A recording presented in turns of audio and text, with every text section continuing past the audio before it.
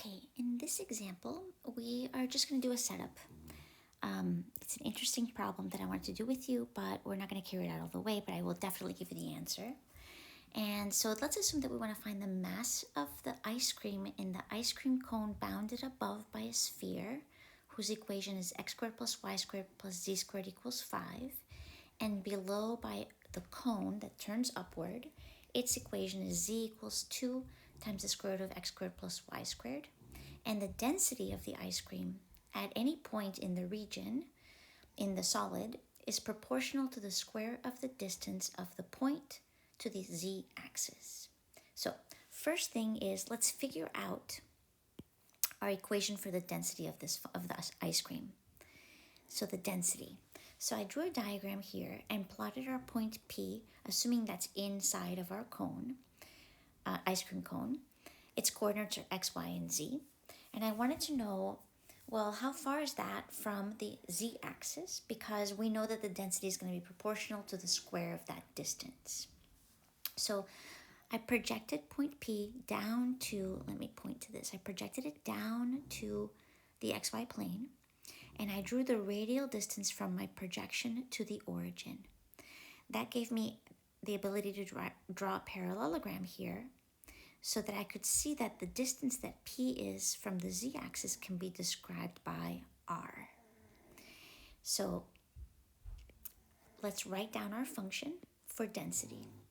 So our density function, let me pick a good color here so that you can see it, will be f of, well, I'm going to write it in terms of polar coordinates, cylindrical coordinates. And I'm going to use k for my constant of proportionality, so k times r squared, because this is telling us that the density is proportional to the square of the distance between P and the z-axis, which we know that distance is just r. So there is our density function. That is the function that we will be integrating in our setup anyway. Now, I also went ahead and sketched our surface. We have a sphere, a cone, an ice cream cone that's bounded by a sphere of radius root 5, because the sphere has equation x squared plus y squared plus z squared equals 5, and bounded below by the cone, which turns upward, whose equation is z equals 2 times the square root of x squared plus y squared. And so we are able now to obtain bounds for z. Let's go ahead and do that. So we're going to start z simple in R3 and get our bounds for z. Now, let me just discuss very quickly why we're using cylindrical coordinates here. 1, we have a shape that's symmetric about the z-axis. 2, the projection of the intersection of our sphere and cone will be a circle on the xy plane. The footprint will be a circle on the xy plane. So let's use cylindrical coordinates. We'll start with z simple, and we can see that z is going to be less than or equal to the sphere, which has, I guess I should have solved for z, but it's going to be the square root of 5 minus x squared minus y squared. There's our sphere solved for z, and greater than or equal to the cone, which is 2 times the square root of x squared plus y squared. Since we're using cylindrical coordinates, and I want those limits of integration to be in terms of r and theta, because my next integral will be with respect to r, then let's go ahead and convert this now to cylindrical coordinates. And we're going to use the fact that x squared plus y squared is equal to r squared to rewrite our bounds to be z is less than or equal to the square root of 5 minus r squared and greater than or equal to 2r. Since x squared plus y squared is r squared here, and the square root of r squared will be r. Okay, now let's get down to the xy plane. So in R2, our region in R2, we can find our region by finding the points by finding the intersection of our two surfaces. So I'm going to go ahead and find that intersection by setting 2r equal to the square root of 5 minus r squared. We could do this either by setting our two surfaces in rectangular coordinates equal to each other, or our two surfaces in cylindrical coordinates equal to each other. So I did the second. Now I'm going to square both sides to get 4r squared equals 5 minus r squared. I'm going to add r squared to both sides to get 5r squared equals 5, and r squared is equal to 1. R would be plus or minus 1, but we're just going to take our positive r to be 1 to get r is 1 is a cylinder, but really on the xy plane, that's going to be a circle of radius 1.